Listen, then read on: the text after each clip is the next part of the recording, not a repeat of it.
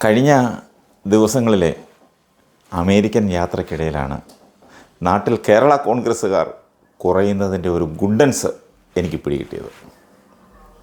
ഒരു കാലത്ത് കേരള കോൺഗ്രസ് എന്ന് പറഞ്ഞ് നടന്ന കയ്യിലെ കാശും ജീവിതവും ആരോഗ്യവും കളഞ്ഞ ഒരു യുവതലമുറയെ കണ്ട് പഠിച്ച് അവരുടെ മക്കളാണ് ജീവിക്കണമെന്ന നിശ്ചയദാർഢ്യവുമായി അമേരിക്ക, കാനഡ അടക്കമുള്ള വിദേശ രാജ്യങ്ങളിലേക്ക് കുടിയേറിയിരിക്കുന്നത്. നാടിനും വീടിനും ഗുണമില്ലാതെ കയ്യിലുള്ള കാശ് മുഴുവൻ കളഞ്ഞ കേരള കോൺഗ്രസ് കളിച്ച ഒരു തലമുറ ഇവിടെ ഉണ്ടായിരുന്നു. നേതാക്കന്മാരെ വേണ്ടവണ്ണം മനസ്സിലാക്കാത്ത ശുദ്ധാത്മാക്കളായിരുന്നു അതിൽ കൂടുതൽ പേരും. അടിയന്തരാവസ്ഥ കഴിഞ്ഞപ്പോൾ പാർട്ടി വഴിമാറി ചിന്തിക്കുകയും സ്വാർത്ഥ താൽപ്പര്യങ്ങൾക്ക് വേണ്ടി നേതാക്കന്മാർ പല വഴി പിരിയുകയും ചെയ്തു. അവർക്കെല്ലാം സ്ഥാനമാനങ്ങൾ കിട്ടി. സാമ്പത്തിക സ്ഥിതി വളർന്നു. പാവം കോരന് മാത്രം കഞ്ഞി പഴയതുപോലെ കുമ്പിളിൽ തന്നെ. ഇത് കണ്ടു വളർന്ന യുവതലമുറയാണ് ജീവിക്കാൻ വേണ്ടി അന്യരാജ്യങ്ങളിലേക്ക്, പ്രത്യേകിച്ച് പാശ്ചാത്യ രാജ്യങ്ങളിലേക്ക് കുടിയേറിയിരിക്കുന്നത്. ഇവിടെയുള്ളവരിൽ പാർട്ടിക്ക് വേണ്ടി നിയമസഭാ തെരഞ്ഞെടുപ്പിൽ മത്സരിച്ചവരെ ഇക്കൂട്ടത്തിലുണ്ടെന്നത് രസകരമായ സംഗതിയാണ്.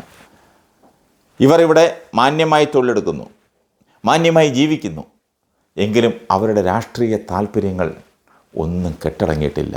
അവരുടെ മനസ്സിപ്പോഴും കേരള കോൺഗ്രസ്സിലാണ്. അവരിവിടെ ഇരുന്നു കൊണ്ട് രാഷ്ട്രീയം വീക്ഷിക്കുകയും അപജയങ്ങൾ കണ്ടിച്ചിരിക്കുകയും ചെയ്യുന്നു. കേരള കോൺഗ്രസ് വാർത്തകൾ സ്ഥിരമായി കൈകാര്യം ചെയ്യുന്ന എന്നെ അവർ കൈകാര്യം ചെയ്യുമോ എന്ന് പോലും 1-2 വട്ടം ഞാൻ ശങ്കിച്ചു. ഫൊക്കാനയുടെ ആദ്യ ദിനത്തിൽ, ആ ഫൊക്കാനയുടെ മീറ്റിങ്ങിൽ പങ്കെടുക്കാനാണ് ഞാനിവിടെ എത്തിയത്. ആദ്യ ദിനത്തിൽ തന്നെ ഒരു ജുബാക്കാരൻ എന്നെ കാര്യമായി ഒന്ന് സൂക്ഷിച്ച് നോക്കുന്നത് കണ്ടു. 2-ാം ദിനവും അയാളത് ആവർത്തിച്ചു. 3-ാം ദിനം കുറച്ച് നേരം സൂക്ഷിച്ച് നോക്കിയിട്ട് എൻ്റെ അടുത്തേക്ക് മെല്ലെ വന്നു. നിങ്ങളല്ലേ കേരള കോൺഗ്രസ് വാർത്ത സ്ഥിരമായി ചെയ്യുന്ന ബെന്നി കോട്ടപ്പുറം? അല്പം ഉൾഭയത്തോടെയാണെങ്കിലും പറഞ്ഞു, ഞാൻ തന്നെയാണ്. ഒരു പട്ടാണിക്കുത്തോ ഒരു പെരട്ട് കുത്തോ ഒക്കെ ഞാൻ പ്രതീക്ഷിച്ചു. സ്നേഹപൂർവ്വം ആശ്ലേഷിച്ചുകൊണ്ട് പറഞ്ഞു, ഞാൻ കോട്ടയത്ത് നിന്നുള്ള പഴയ ജൈബുവാണ്. പഴയ ഒരു കേരള കോൺഗ്രസ്സുകാരൻ. ഇപ്പോൾ ഇവിടെ ടാക്സ് പ്രാക്ടീഷണറായി പണിയെടുക്കുന്നു. കണ്ടപ്പോൾ സന്തോഷമായി. സംശയമുണ്ടായിരുന്നു. അതുകൊണ്ടാണ് കഴിഞ്ഞ 2 ദിവസം സൂക്ഷിച്ച് നോക്കിയത്. ഒരു ജൈബു മാത്രമല്ല, ഒട്ടനവധി പേർ സ്നേഹപൂർവ്വം എന്നെ ആശ്ലേഷിച്ചു. താക്കോൽ സ്ഥാനി എന്ന നിങ്ങളുടെ പ്രയോഗമുണ്ടല്ലോ, അത് ഞങ്ങൾക്ക് വല്ലാണ്ടങ്ങ് പിടിച്ചു എന്നാണ് മിക്കവരും അഭിനന്ദിച്ച് പറഞ്ഞത്. സത്യത്തിൽ അപ്പോഴാണ് മനസ്സിലായത്, ദീർഘദർശി പോലും സ്വന്തം നാട്ടിൽ മാനിക്കപ്പെടുകയില്ലെന്ന ദൈവവാക്യം സത്യമാണെന്ന്. സ്വന്തം സമുദായക്കാർ പോലും ഇത്രമാത്രം വെറുക്കുന്ന ഒരുത്തനെ ഈ ഭൂമി മലയാളത്തിൽ വേറെ കാണാൻ കിട്ടണമെന്നില്ല. അത്രയ്ക്ക് മതിപ്പാണ്. ഒരാൾ പോലും അയാളുടെ പ്രവൃത്തിയെ ഞങ്ങൾ വിമർശിക്കുന്നത് തെറ്റാണെന്ന് പറഞ്ഞില്ല. പകരം മാണിസാറിൻ്റെ നാവ് ചെത്തി പട്ടിക്കിട്ട് കൊടുക്കണമെന്ന് പാലാ കുരിശുപള്ളി കവലയിൽ നിന്ന് മൈക്ക് വെച്ച് കെട്ടി പ്രസംഗിച്ചവനെ ജോസ് കെ മാണി എന്തിനാണ് ഇങ്ങനെ ചേർത്ത് പിടിക്കുന്നതെന്നാണ് അവരൊക്കെ ചോദിച്ചത്.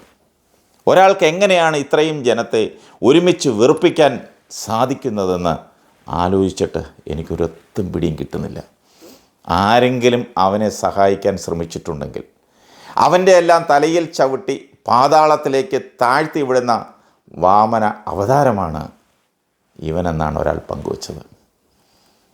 ഏറ്റവും രസകരമായ ഒരു കാര്യം, അമേരിക്കയിൽ കേരള കോൺഗ്രസ്സിന് ഗ്രൂപ്പുകളില്ലെന്നുള്ളതാണ്. ഈ കഴിഞ്ഞ ലോക്സഭാ തെരഞ്ഞെടുപ്പിൽ ദൈവത്തെയും മാമോനെയും ഒരുപോലെ പ്രീതിപ്പെടുത്തിയവരാണ് ഇവിടുത്തെ മലയാളികൾ, കേരള കോൺഗ്രസ്സുകാർ. അതായത് ഗീവർഗീസ് പുണ്യാളനെയും പാമ്പിനെയും പോരാഞ്ഞിട്ട് കുതിരയെയും കുന്തത്തെയും വരെ തൊട്ടുമുത്തിയ അമ്മച്ചിയുടെ അതേ മാനസികാവസ്ഥ അമേരിക്കയിലുള്ള കേരള കോൺഗ്രസ്, ആ കേരള കോൺഗ്രസ്സുകാരാണ്. ജോസ് കെ മാണിയുടെ ഏറ്റവും അടുത്ത അനുയായിയുടെ വീട്ടിലായിരുന്നു മോൻസ് ജോസഫിൻ്റെ ദിവസങ്ങളോളമുള്ള താമസം എന്നത് കേരളത്തിൽ ഗ്രൂപ്പ് കളിച്ച് നടക്കുന്ന വിഡ്ഢികൾക്ക് ആലോചിക്കാൻ പോലും പറ്റുന്ന കാര്യമല്ല.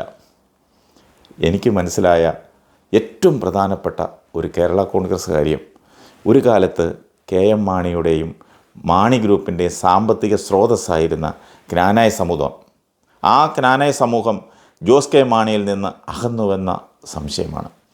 അതിൻ്റെ പ്രധാന കാരണം ക്നാനായ സമൂഹം മുഴുവൻ വെറുക്കപ്പെട്ട ഒരുത്തനെ കൂടെ ചേർത്ത് നിർത്തിയിരിക്കുന്നത് അവരിൽ ഒരാൾക്ക് പോലും സഹിക്കാൻ സാധിക്കുന്നതല്ല.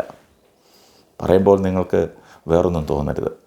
അമേരിക്കയിൽ കൂടുതലായി കണ്ടത് കേരള കോൺഗ്രസ്സുകാരനാണെങ്കിലും കോൺഗ്രസ്സുകാർ ഒട്ടും കുറവല്ല.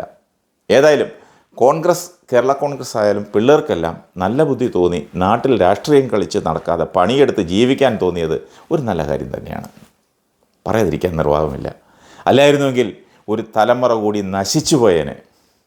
രാഷ്ട്രീയ ജ്വരം ബാധിച്ച നേതാക്കന്മാർക്ക് സിന്ദാബാദ് വിളിച്ച് നടക്കുന്ന ഒരു തലമുറ അപ്പാടെ ഉപേക്ഷിച്ച് രാജ്യം വിട്ട എല്ലാ മധ്യ തിരുവിതാംകൂർ മക്കൾക്ക് നല്ല നമസ്കാരം. നാളെ അമേരിക്കൻ മലയാളികളുടെ കേരള കോൺഗ്രസിനെ പറ്റിയുള്ള വിലയിരുത്തൽ, അത് പ്രത്യേകിച്ച് മാണി ഗ്രൂപ്പിൻ്റെ വിലയിരുത്തലുകൾ ഞാൻ പറയാം.